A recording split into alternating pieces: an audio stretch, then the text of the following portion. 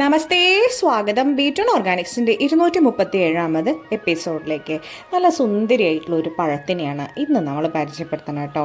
എല്ലാവർക്കും അറിയുന്നുണ്ടാവും, ഒരുപാട് ആൾക്കാർ കണ്ടിട്ടുണ്ടാവും. കദളിപ്പഴം എന്ന് പറഞ്ഞു കഴിഞ്ഞാൽ അറിയാത്തവരാരുമില്ല. അത് ചെങ്കദളി വെച്ചാൽ ലേശം വിശേഷമായി.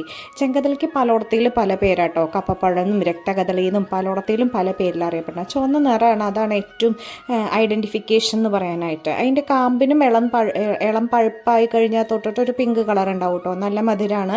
സാധാരണ പഴത്തിൻ്റെ പോലെയുള്ള ഒരു വേറെ രുചിയാണ്. നല്ല ആരോഗ്യത്തിന് നല്ലതാണ്. രക്തസമ്മർദ്ദം നിയന്ത്രിക്കുന്നുണ്ട്, ദഹനശക്തി കൂട്ടുന്നുണ്ട്, വളർച്ച കുറയ്ക്കുന്നുണ്ട്, പ്രതിരോധശേഷി കൂട്ടുന്നുണ്ട്, ചർമ്മത്തിൻ്റെ ആരോഗ്യത്തിന് ബെസ്റ്റാണ്. ഫൈബർ ധാരാളം ഉണ്ട്, അതുകൊണ്ട് തന്നെ മലബന്ധം കുറയ്ക്കുന്നുണ്ട്, വിശപ്പ് കുറച്ചിട്ട് വണ്ണം കുറയ്ക്കാൻ സഹായിക്കുന്നുണ്ട്. കാരണം നമ്മളത് കഴിച്ചു കഴിഞ്ഞു വെച്ചാൽ ദഹനത്തിന് വലിയ പ്രശ്നം വരില്ല, കലോറി കുറവാണ്, അതുകൊണ്ട് വലിയ ബുദ്ധിമുട്ടില്ല. അതുകൊണ്ട് തന്നെ വിശപ്പ് ഇല്ല എന്നുള്ള തോന്നൽ നമ്മുടെ വണ്ണം സ്വാഭാവികമായിട്ട് കുറയും ചെയ്യുന്നുണ്ട്. പ്രമേഹത്തിനും ഹൃദ്രോഗത്തിനും സാധ്യത കുറയ്ക്കുന്നുണ്ട്, മാനസിക ആരോഗ്യം വർദ്ധിപ്പിക്കുന്നുണ്ട്. വിഷാദരോഗം അതാണല്ലോ ഇപ്പോഴത്തെ ഒരു ട്രെൻഡിങ്. അതിൻ്റെ ലക്ഷണങ്ങളിൽ നിന്ന് മോചനം നേടാനും അത് പാടെ ഒഴിവാക്കിയിട്ട് സെറോട്ടോണിൻ വർദ്ധിപ്പിക്കുന്നുണ്ട്. അതുകൊണ്ടാണ്. പിന്നെ കിഡ്നി സ്റ്റോൺ ഇല്ലാണ്ടേക്കിയിട്ട് വൃക്കയുടെ ആരോഗ്യത്തിന് ബെസ്റ്റാണ് കേട്ടോ. അതിനേക്കാളൊക്കെ പ്രധാനമായിട്ട് പറയട്ടെ, ഒരു പഴം കൊണ്ട് തന്നെ പുകവലി നിയന്ത്രിക്കാനായിട്ടുള്ള ഒരു ടെൻഡൻസി കൂട്ടാനായിട്ട് നല്ല ബെസ്റ്റ് ആളാണ്.